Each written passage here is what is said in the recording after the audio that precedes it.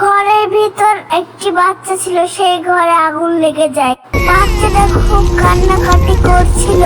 বাইরে তার মা বাবাও কান্না করছিল। সবাই দাঁড়িয়ে দাঁড়িয়ে দেখছিল। হঠাৎ একটা বিড়াল যোদ্ধা সেখানে উপস্থিত হলো। সে ছুটে গেল আর জ্বলন্ত ঘরের ভিতর ঢুকে পড়লো। সে ঘরের ভিতরে বাচ্চার কান্নার শব্দ শুনতে পেল। তখন সে চারিদিকে খুঁজতে লাগলো। কোন সময় আগুনের ভিতরে একটি বাচ্চা দেখতে পেল। বাচ্চাটাকে নিয়ে বেরিয়ে আসলো। বাচ্চাটাকে সে মা বাবার কোলে দিল, কিন্তু সে আগুনে পুড়ে গেল এবং মারা গেল। সবাই তাকে সম্মান দেখিয়ে কবর দিল। সে ভালো কাজটি করার জন্য স্বর্গে গেল।